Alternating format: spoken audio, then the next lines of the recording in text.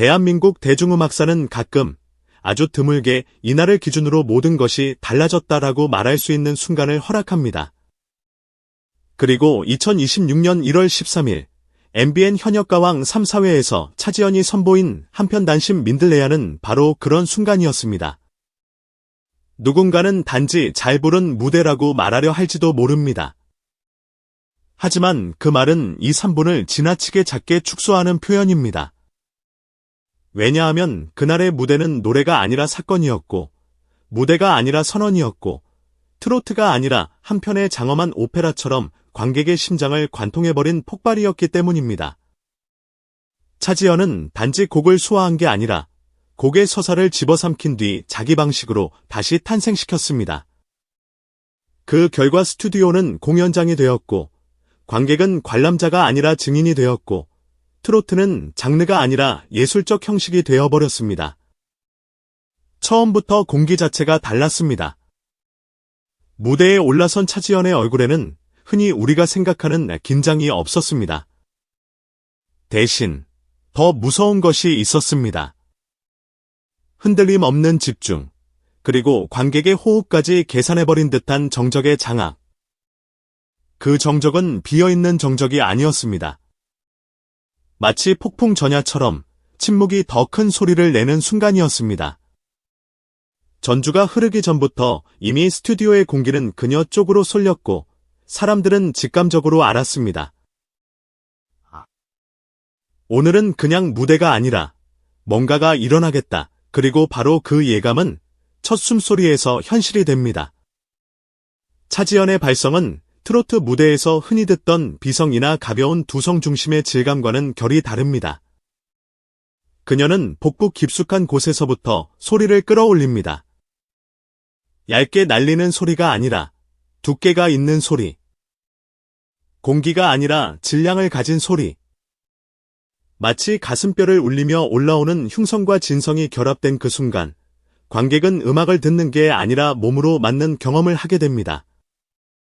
특히 초반에 던져진 탄식 같은 첫 소절은 감정의 예고편이 아니라 감정의 본편 그 자체였습니다. 어디 갔어? 나 혼자 남겨두고 어디를 가셨어?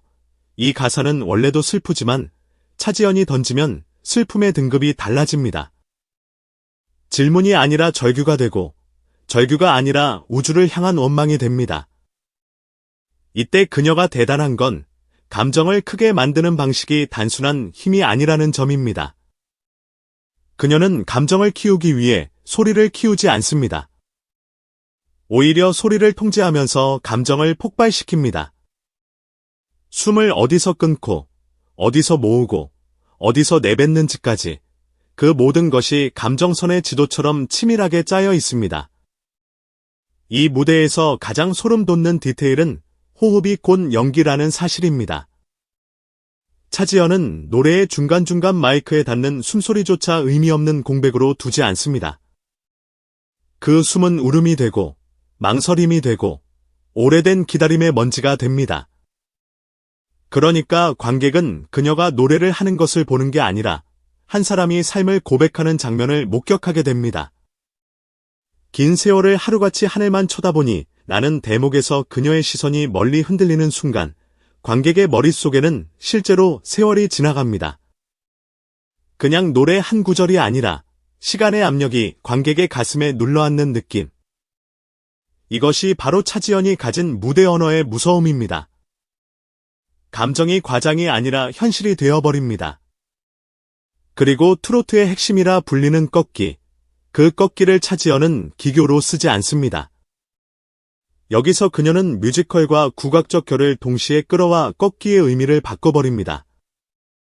흔히 꺾기는 맛을 내는 장식처럼 취급되지만 차지연의 꺾기는 감정이 찢어지는 지점에서 등장합니다.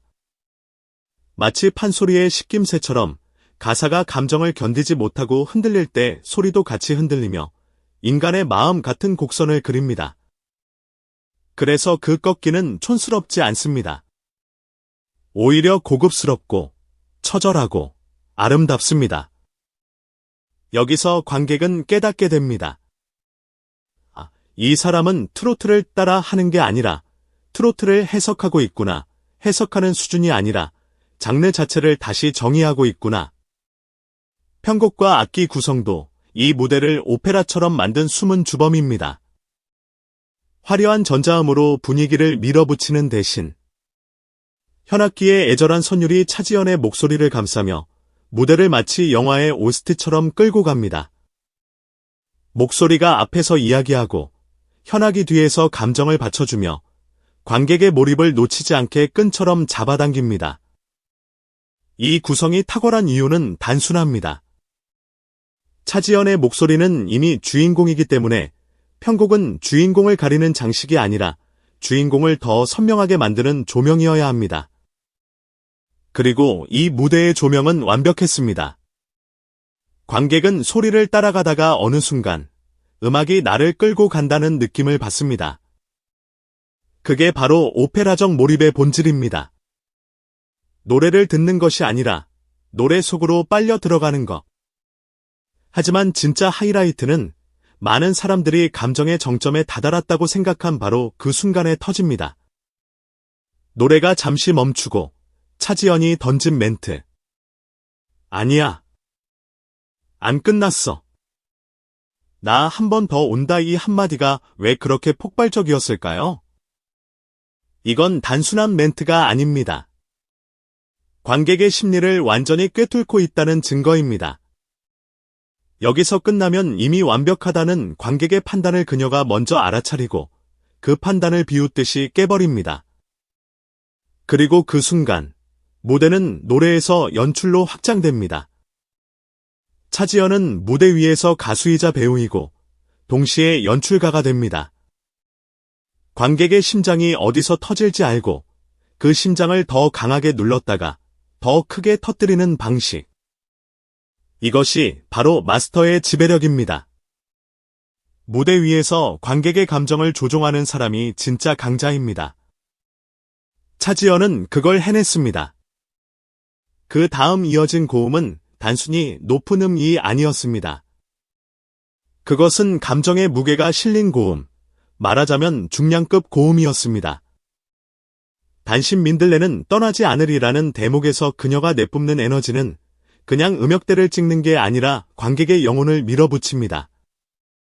소리는 아름다운데 동시에 무섭습니다. 너무 강해서 듣는 사람이 견디기 어려울 정도로 진합니다. 이때 관객은 딜레머에 빠집니다. 귀는 황홀한데 마음은 아프다. 이 모순적인 감각이 동시에 오는 순간 사람은 울게 됩니다. 그래서 그날 스튜디오의 중장년 관객들이 손수건을 꺼내든 것은 과장이 아닙니다. 그들에게 이 노래는 단순한 멜로디가 아니라 자신이 살아온 시간과 상처를 그대로 건드리는 손길이었기 때문입니다. 차지연은 노래로 위로한 게 아니라 노래로 대신 울어준 겁니다.